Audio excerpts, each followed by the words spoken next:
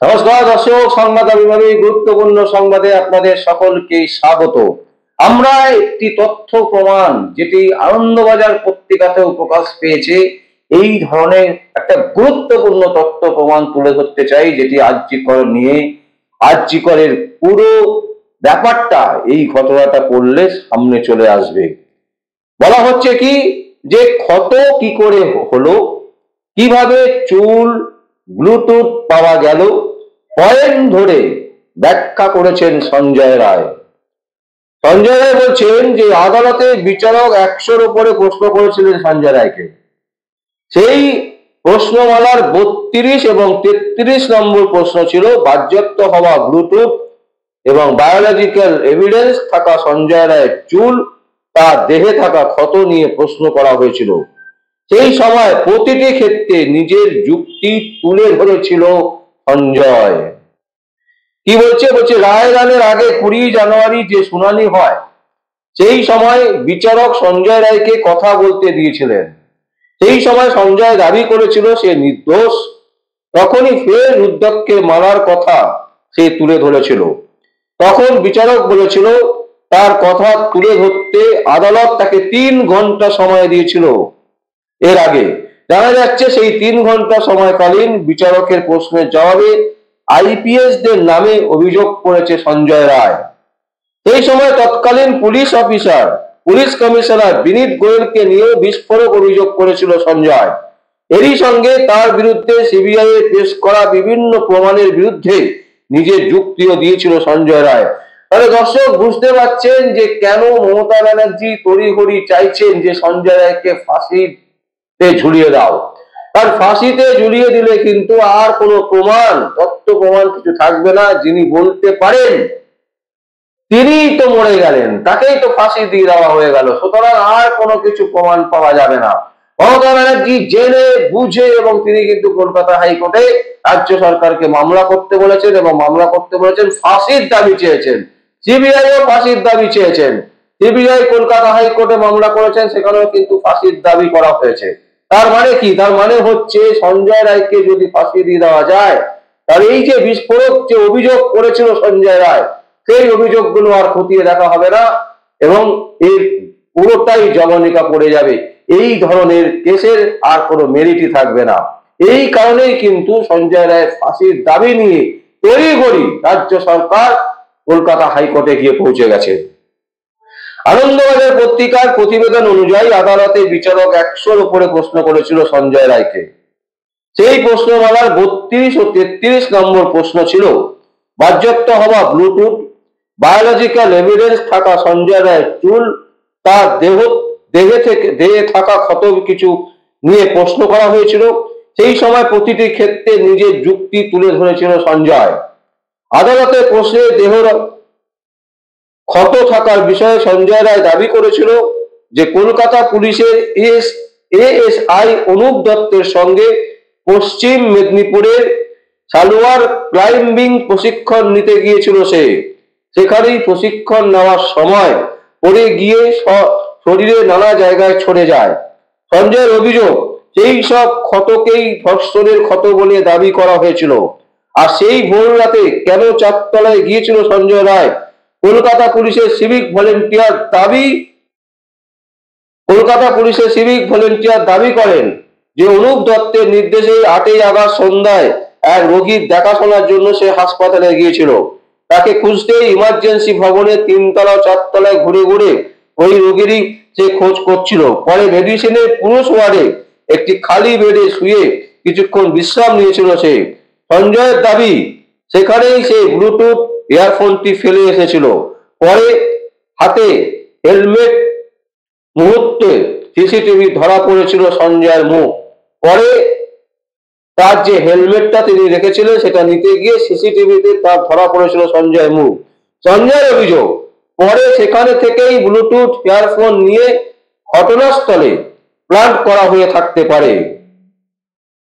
এদিকে রিপোর্ট অনুযায়ী সঞ্জয় আদালতে জানিয়েছিল গত 9ই আগস্ট তার গলায় ছিল একটি রুদ্রাক্ষ মালা। তবে গ্রেপ্তারির পর সেই মালা পুলিশ খুলে নিয়ে নেয়। আদালতে সাজা ঘোষণার সময় এই মালার উল্লেখ করেছিল সঞ্জয়। সঞ্জয়ের যুক্তি ছিল যদি সে ধর্ষণ করত তাহলে সেই মালা ছিঁড়ে যেত, কারণ ধর্ষণ করার সময় ধস্তাধস্তি হতো এবং সেই ধস্তাধস্তিতে সেই মালা, রুদ্রাক্ষের যে মালা, সেই মালা কিন্তু ছিঁড়ে যেত। যুক্তি। এদিকে সঞ্জয় অভিযোগ করে গ্রেপ্তারির পরে পুলিশ তাকে লকআপে নিয়ে গিয়ে মারধর করেছিল। সেই সময় তার চুলের মুঠি ধরে মারা হয়েছিল।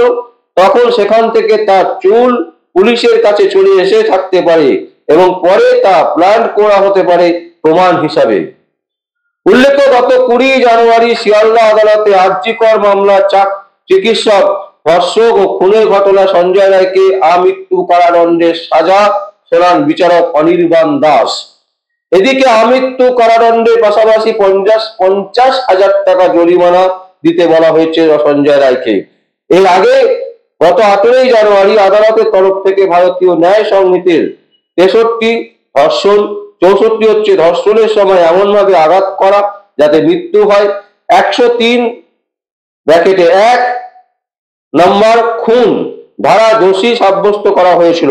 এই আবহে সঞ্জয়কে ভারতীয় ন্যায় সংহিতার 64 ধারার আওতায় সশ্রম যাবজ্জীবন কারাদণ্ড, 50,000 টাকা জরিমানা, 66